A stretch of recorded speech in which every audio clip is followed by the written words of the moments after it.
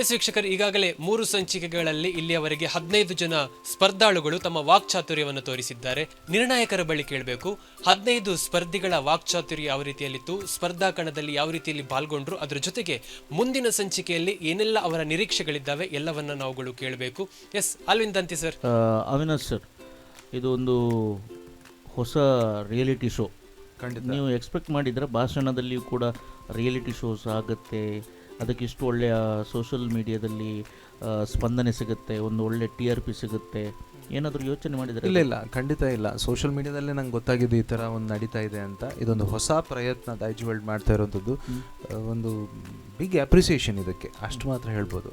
S, ಈಗ ನಿಮ್ಮ tips ಏನು ಅಂದರೆ, ಅವ ಕಾಂಪಿಟೇಷನ್ಗೆ ಬಂದು ಕ್ಯಾಮರಾದ ಮುಂದೆ ನಿಂತ್ಕೊಳ್ಳುವಾಗಲೇ ಒಂದು ಭಾಷಣಕಾರನಾಗಬೇಕಾ ಅಥವಾ ಯಾವಾಗಲೂ ಅದರ ಬಗ್ಗೆ ಥಿಂಕ್ ಮಾಡಬೇಕು? ನಿಮ್ಮ ಒಂದು ಟಿಪ್ಸ್ ಏನು? ಸರ್, ನಂಗೆ ಅನಿಸಿದ್ದು ಅದಕ್ಕೂ ಮುಂಚೆ, ಈಗ ನಾವು ಸೆಕೆಂಡ್ ರೌಂಡಲ್ಲಿ ನೋಡಿದಂಥ ಕಂಟೆಸ್ಟೆಂಟ್ಸ್ ಇದ್ದಾರಲ್ಲ, ಒಬ್ರಿಗಿಂತ ಒಬ್ಬರು ಬಿಗಿದ್ರು ಅಲ್ಲ, 15 ಜನರಲ್ಲಿ ಒಬ್ಬೊಬ್ಬರು ಅವರವ್ರದ್ದೇ ಸಾಮರ್ಥ್ಯವನ್ನು ಪ್ರದರ್ಶನ ಮಾಡಿದ್ದಾರೆ.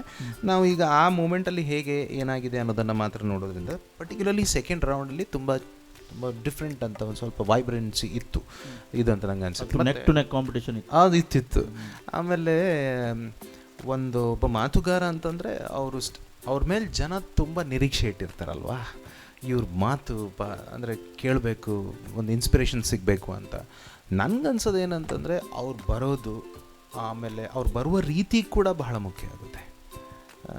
ಆಮೇಲೆ ಆ 3 ನಿಮಿಷ ಅವ್ರು ಏನು ಮಾತಾಡ್ತಾರೆ, ಓಕೆ, ಅವರಲ್ಲಿ ಸ್ಪರ್ಧಾಳು ಆಗಿರ್ತಾರೆ, ಮುಗಿಸಿದ ನಂತರದ ಅಲ್ಲೊಬ್ಬ ಅವ್ರು ಇನ್ನೊಬ್ಬ ವ್ಯಕ್ತಿ ಆಗಿರ್ತಾರೆ. ಸೊ ಅದು ಸಹಿತ ಬಹಳ ಮುಖ್ಯ ಆಗುತ್ತೆ ಟು ದಿ ಕಾಂಟೆಸ್ಟೆಂಟ್ಸ್ ಅಂತ ನಂಗೆ ಅನಿಸುತ್ತೆ.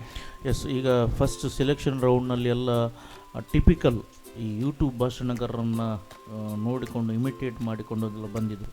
ಅದನ್ನು ನಾವೆಲ್ಲ ಫಿಲ್ಟರ್ ಮಾಡಿದೆವು. ಬಂಧುಗಳೇ, ಸ್ನೇಹಿತರೆ, ಈ ರೀತಿಯ ಧಾಟಿ ಎಲ್ಲ ಇತ್ತು. ಈಗ ಬರ್ತಾ ಬರ್ತಾ ಬರ್ತಾ ಅವರ ಒರಿಜಿನಲ್ ಧಾಟಿಗೆ, ಒರಿಜಿನಲ್ ಸಿಚುವೇಶನ್ಗೆ ಬಂದಿದ್ದಾರೆ. ನಮ್ಮಲ್ಲಿ ಕಂಟೆಂಟ್ ಅಥವಾ ಸ್ಕ್ರಿಪ್ಟ್ ಮಾತ್ರ ಬಾಯಾಟ ಮಾಡೋದಲ್ಲ, ಟೋನ್ ಕೂಡ ಬಾಯಾಟ ಮಾಡುವಂಥ ಕೂಡ ಒಂದು ವಿಚಾರ ಇದೆ. ಇದರ ಬಗ್ಗೆ ನೀವೇನು ಹೇಳ್ತೀರಿ? ಇಲ್ಲ, ಅದೇ ಸ್ವಲ್ಪ ರಿಲಿಜಿಯಸ್ ಟಚ್ ಅಂತ ಅನಿಸ್ಬೋದು, ಬಟ್ ಸ್ಟಿಲ್ ಬೇಡ, ನಾನು ಆ ಪಾಯಿಂಟ್ ತರೋದಿಲ್ಲ. ಆ್ಯಕ್ಚುಲಿ ಮಾತು ಯಾವತ್ತೂ ಹೃದಯದಿಂದ ಬರಬೇಕು, ಹೃದಯ ಮತ್ತು ಮನಸ್ಸು ಅಂತಲೂ ಹೇಳ್ಬೋದು. ಇದು ಇಲ್ಲಿಂದ ಬಂದಾಗ ಮಾತ್ರ ಅದು ಜಾಸ್ತಿ. ಸರ್, ಖಂಡಿತ ಸರ್, ಮುಂಗಾರು ಮಳೆ ಯಾಕೆ ಇಷ್ಟ ಆಯಿತು?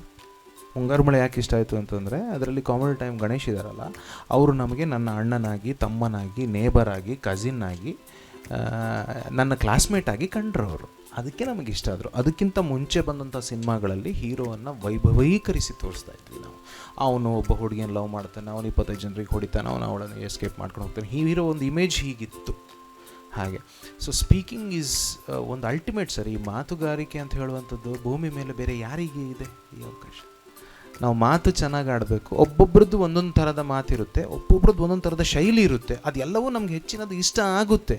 ಅದನ್ನು ಈ ಸಣ್ಣ ಮಕ್ಕಳಿಗೆ ಈ ವೇದಿಕೆ ಇದೆಯಲ್ಲ, ಎಕ್ಸಲೆಂಟ್ ಸರ್. ಅವರು ಇದನ್ನೊಂದು ಸ್ಟೆಪ್ಪಿಂಗ್ ಸ್ಟೋನ್ ಅಂತ ತಗೊಂಡ್ರೆ ಅವರು ಮುಂದೆ ಯಾವುದೋ ಹಂತಕ್ಕೆ ಹೋಗ್ಬೋದು. ಎಸ್, ಕೊನೆಯಲ್ಲಿ ಸಮ್ ಅಪ್ ಮಾಡೋದಾದರೆ, ಒಂದು ಕಂಟೆಂಟ್ ಸ್ಕ್ರಿಪ್ಟ್ ಯಾವುದಕ್ಕಾದರೂ ಕೂಡ ಒಂದು ಬೇಕು. ಅದು ನಾವೆಲ್ಗಾಗಲಿ, ಕಾದಂಬರಿಗಾಗಲಿ, ಕಥೆಗಾಗಲಿ, ಅಥವಾ ಫಿಲ್ಮ್ಗಾಗಲಿ, ಭಾಷಣಕ್ಕಾಗಲಿ ಸ್ಕ್ರಿಪ್ಟ್ ಎಂಬುದು ಬೇಕು.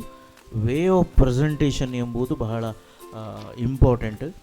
ಈಗ ಲಘುದಾಟಿಯ ಭಾಷಣ ಅಂತೇಳಿ ಹೊಸ ಆಯಾಮ ಬಂದಿದೆ. ಹೇಗೆ ಪ್ರಬಂಧದಲ್ಲಿ ಲಲಿತ ಪ್ರಬಂಧ ಬಂದಿದೆ ಅಲ್ವಾ, ಒಂದು ಸ್ವಲ್ಪ ಹಾಸ್ಯ ಮಿಶ್ರಿತವಾಗಿ ಮಾತನಾಡಿದರೆ ನಮ್ಮ ಚಾನೆಲ್ ಚೇಂಜ್ ಆಗೋದಿಲ್ಲ.